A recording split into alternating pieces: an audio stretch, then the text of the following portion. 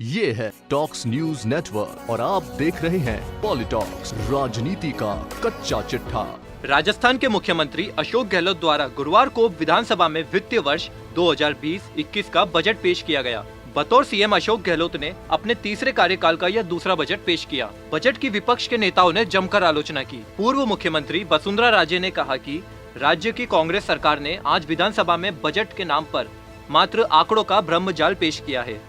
झूठ के कच्चे धागों से बुने इस निराशजनक बजट के ताने बाने में न तो कोई विजन है, न ही कोई डिसीजन है। कांग्रेस का फोकस विकास पर नहीं, बल्कि हमारी सरकार की योजनाओं का नाम बदलकर जनता को गुमराह करने पर है। बजट में भामाशाह कार्ड को जन आधार कार्ड, स्वास्थ्य राजस्थान को निरोगी राजस्थान, प्रधानमंत्री कौशल विकास योजना को मुख्यमंत्री कौशल विकास योजना कहकर गहलोत सरकार लोगों को भ्रमित करने का असफल प्रयास कर रही है। पूर्व सीएम राजे ने कहा, गहलोत सरकार अपने चुनावी घोषणा पत्र को भी पूरी तरह से भूल चुकी है। यही कारण है कि इस बजट में ऐसी कोई नीति नहीं है जिससे युवाओं, किसानों, महिलाओं व व्यापारियों के सपने ठोस रूप से साकार हो सके तथा निम्न व मध्यम वर्ग का जीवन स्तर बेहतर बन सके। हाल ही में केंद्र की भाजपा सरकार ने सभी जिलों में मेडिकल कॉलेज खोलने की घोषणा की थी। अब राज्य सरकार भी मेडिकल कॉलेजों को बजट में शामिल कर केंद्र की घोषणा को अपने नाम से प्रचारित करना चाहती है। बीजेपी प्रदेश अध्यक्ष सतीश पूनिया ने बजट पर प्रतिक्रिया देते हुए कहा कि यह बजट हताशा, निराशा, उत्साहहीन, दिशाहीन और थोथी घोषणाओं वाला है। सीएम गहलोत ने पिछले बजट में जो घोषणाएं की थी वह सिर्फ कागजों और विज्ञापनों में ही दिखाई देती है। उनकी धरातल पर क्रियान्वित नहीं हुई। इस तरह यह बजट भी कोरा कागज ही सिद्ध होगा। यह बजट पिछले बजट को ही कट, कॉपी और पेस्ट किया गया है। किसानों की कर्ज माफी और बेरोजगारों को भत्ता देने की घोषणा करने के बाद भी इसको लागू करने में सरकार असफल रही है।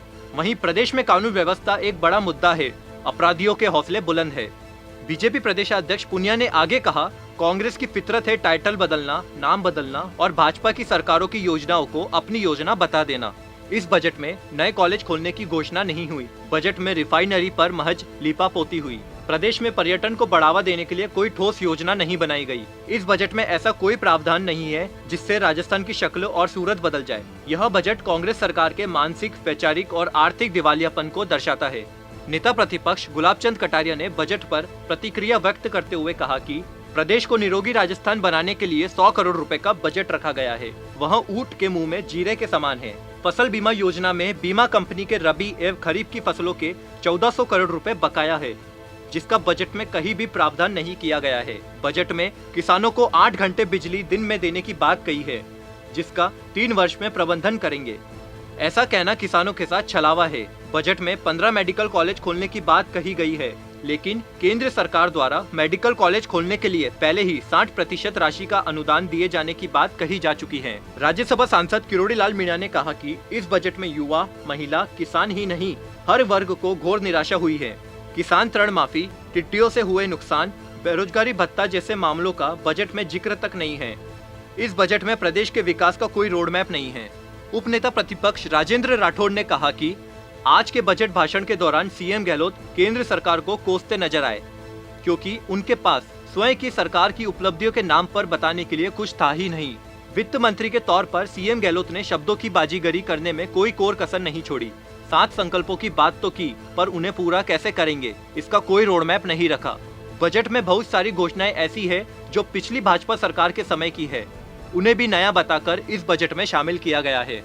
राजेंद्र राठौड़ ने आगे कहा कि आंगनबाड़ी कार्यकर्ता, आशा सहयोगिनी, एएनएम के बीच समन्वय और कन्वर्जेंस का प्रयोग गत भाजपा सरकार के समय ही शुरू किया गया था, जिसे वर्तमान सरकार अपनी पहल बताकर पेश कर रही है। इससे अधिक हैरत की बात क्या होगी कि राज्य कर्मचारियों के लिए साल में 2 बार बढ़ने वाले डीए को भी बजट घोषणा के तौर पर शामिल किया गया है।